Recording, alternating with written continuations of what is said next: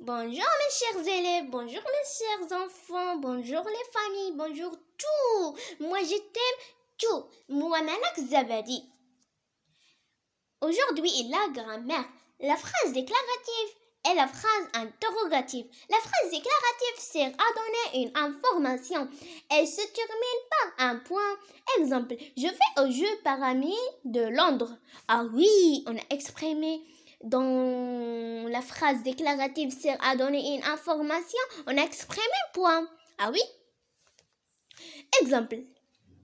La phrase interrogative sert à poser une question. Elle se termine toujours par un interrogation.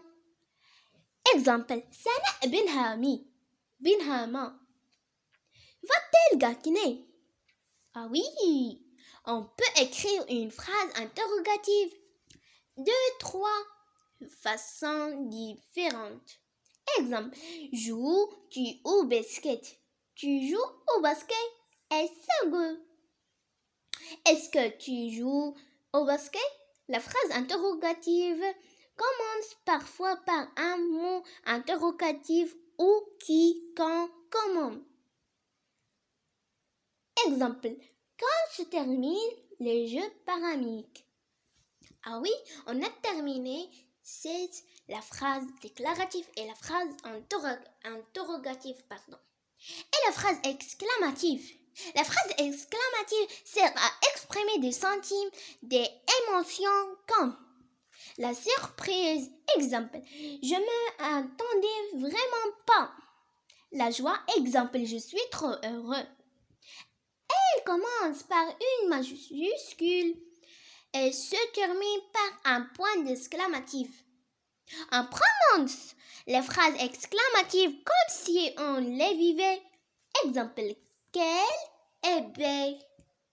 Ah oui, et la phrase aussi, la phrase impérative. La phrase impérative est utilisée pour donner un ordre, un conseil. Exemple, stopper au feu rouge, ordre.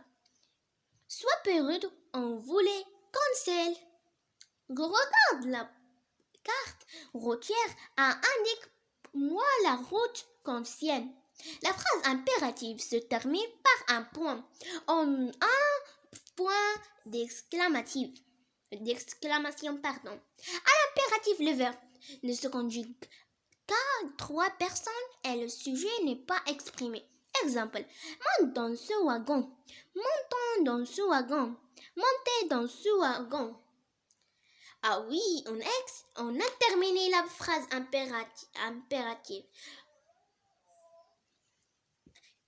Au revoir mes chers élèves, au revoir mes chers tout, au revoir tout.